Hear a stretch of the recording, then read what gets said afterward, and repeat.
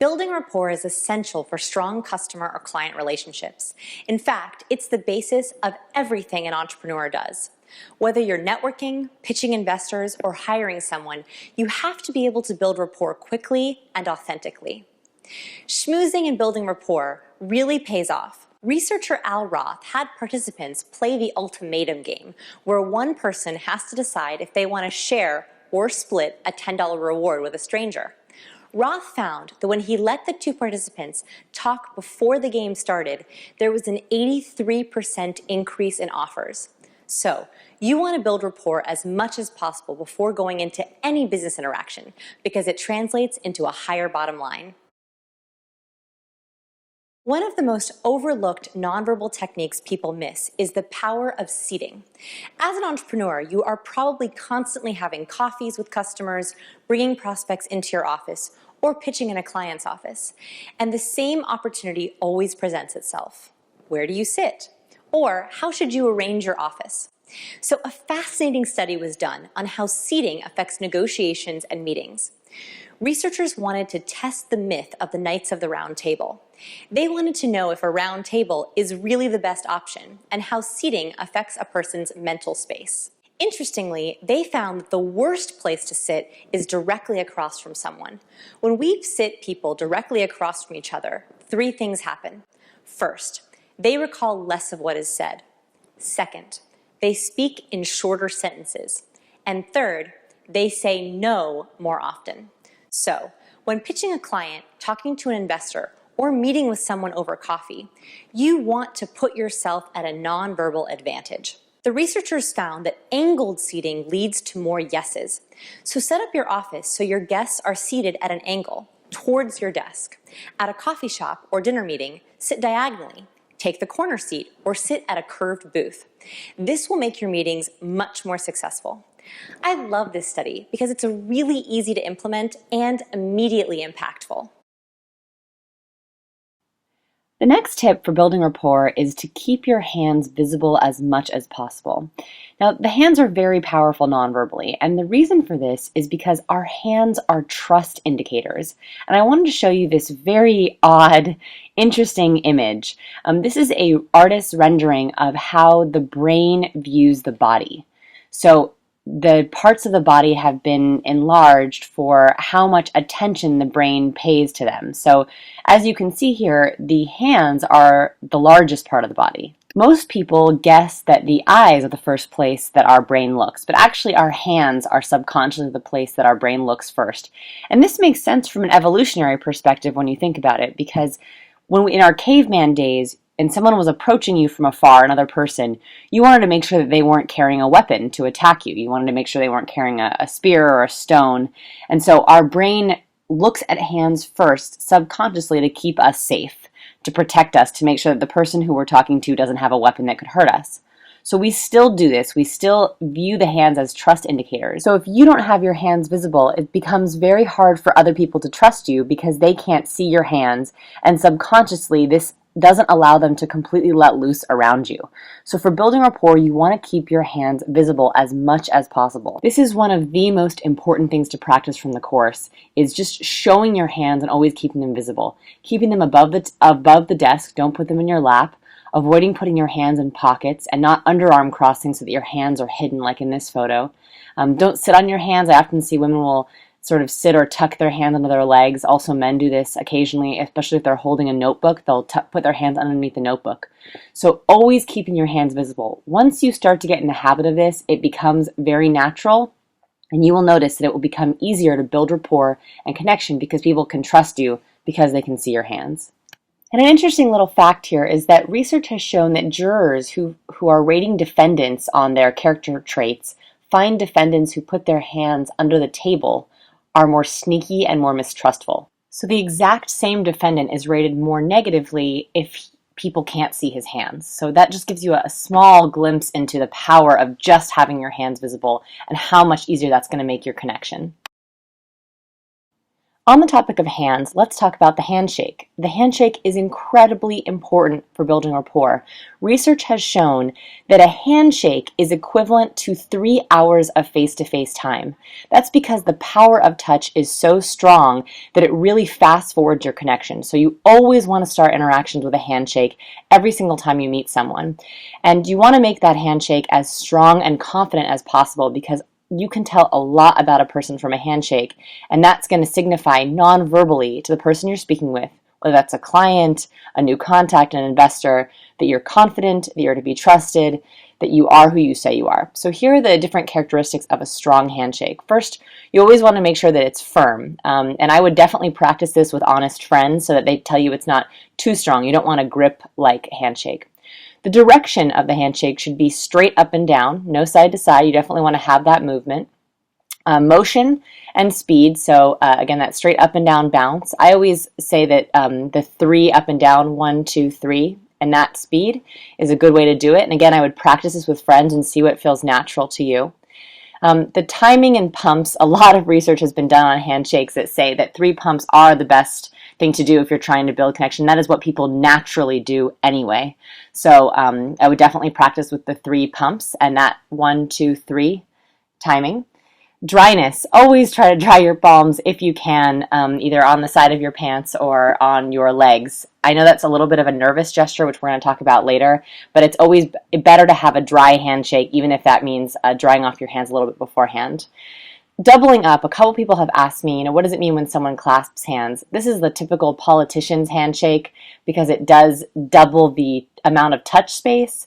Be very, very careful when using this because it is a dominance gesture, so I would use it very carefully, if not at all. Let's revisit that Harvard study that we talked about earlier.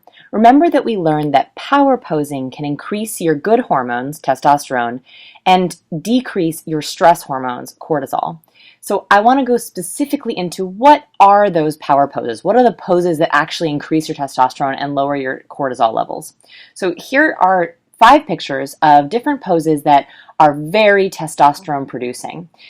In general, these are expansive, so the more territory you can take up, the better. This is claiming territory. That's why it's very good for our testosterone levels, because it feels like we're taking up more space, we're claiming our area. Also, having your trunk and your vital organs exposed.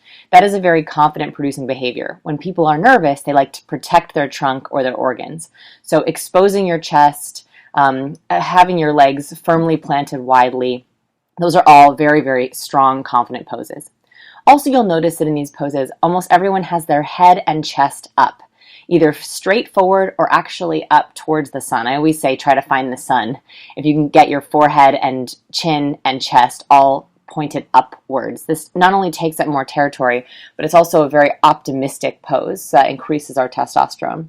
And lastly, you'll notice that most of these poses, except for the one where she's leaning forward on the table, taking space, the shoulders are back and pinned down. So rolled shoulders is more of a victim stance, and having your shoulders pinned back is a testosterone-producing behavior.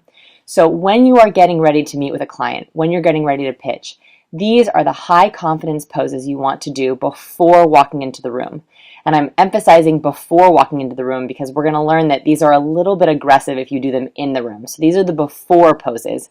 Later, we're going to talk about what to do in the room to be confident. Here's some other recommended power poses that you can do. The Wonder Woman stance or the Superman stance, depending on your sex. Putting your legs up on the table and putting your arms behind your head. If you feel so brave, dancing is a great activity because it helps you take up space. It also loosens your muscles a lot. So putting on your favorite music as you're getting ready, that can be very helpful. And the universal position of pride, which is what we do when we win a race, raising our arms up to the sky, tilting our head back and our face up to the sky, and typically exclaiming in happiness. So these are all different poses you can do as you get ready. Find the ones that you're most comfortable with that make you feel the least silly, and these are the ones that you want to do before walking into the room.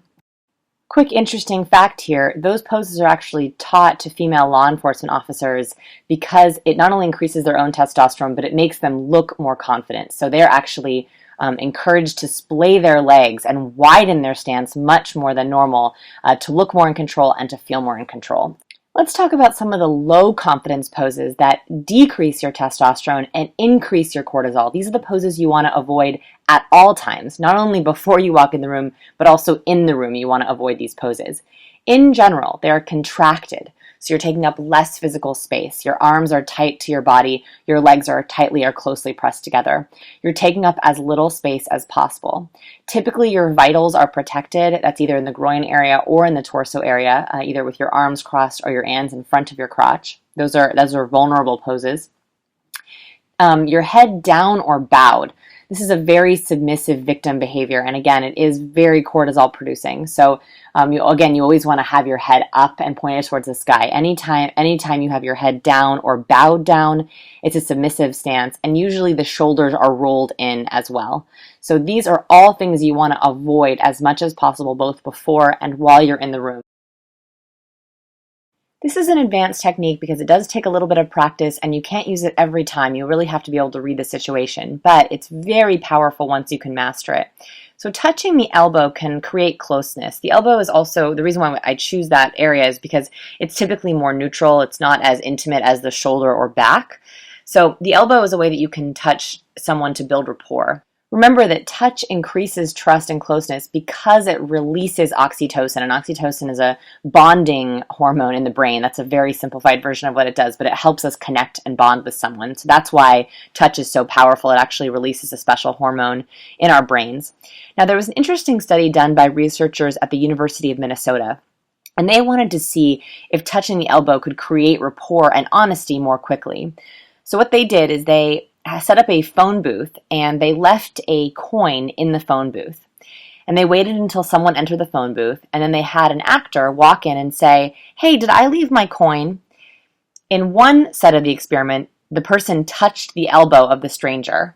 In another one, they didn't touch them. So again, trial one, they walked in the phone booth and asked, "Did I leave my quarter here?" And they touched the person's elbow. In the second one, they said, "Did I leave my quarter here?" but didn't touch the person's elbow. When the elbow was touched, 68% of the time, the person gave the coin back. When the elbow wasn't touched, they gave it back 23% of the time. So just touching someone's elbow can increase rapport and make someone be more honest with you. So if you can master this, it's a really great way to build rapport right off the bat. Here's a way that I use touching the elbow when I actually shake someone's hand when I first meet them. So it looks like this. So nice to meet you. As you can see, this is a very natural way to get that elbow touch in. Another quick study here on the power of touch with librarians. An interesting study looked at librarians, and they had certain librarians touch people's hands as they checked out books. Every librarian that touched the other person's hand as they checked out got higher ratings as a librarian. So again, when we touch someone, people tend to feel more positive feelings towards us. You always want to make sure that this is the elbow and below. You don't really want to touch closer to the trunk or the torso. That typically makes people uncomfortable. This also, you have to be very careful. Culturally, there are some cultural differences in this one. This power of touch is primarily for Western cultures, so be sure to look up your specific culture's touch rules or touch norms. You can actually Google search that, or you're welcome to email or message me, and I'm happy to look them up for you. Thing you can do to bond with your clients is use their learning style. So for example, visual learners tend to say, "Yeah, I see what you mean," or "Yeah, I can visualize that," or "I don't know if I can picture that in my head." They use visual cues when you're talking about the project. 25% of people are audio learners. So they'll say, "I hear what you're saying," or let me listen to that again, or "Can you repeat that?" They tend to want to hear or use words that are audio based. And then 40% of people are more feelings based or kinesthetic learners. These people learn best by demoing, by actually trying it themselves. They'll use phrases like, I can't quite grasp it," or "let's kick the idea around," or "I'm going to need to mull this one over," or things like that, because they actually need to sort of manipulate it themselves. So demos are great with these clients. Walking these clients through past projects is a great thing to do. That's going to really help you reach your client more effectively and build rapport because they'll feel like you're speaking their language. Okay, quick review of what we've learned in this Building Rapport video. Beginner level, keep your hands visible at all times. If you want to move into intermediate, optimize the seating in your office or think about seating before you have a coffee meeting or walk into someone else's office. Also, mastering the handshake is in that intermediate level, and practicing with friends is the best way to do it and get feedback from them. The advanced techniques we learned in this section are preparing your confidence, so trying those confidence moves before you even walk into the room to build your testosterone levels, and finding your pre-meeting moves, music that you like or poses you can do to get ready. And the elbow touch is the most advanced technique that we learned today that you want to get comfortable with, because that touch can really help you build rapport.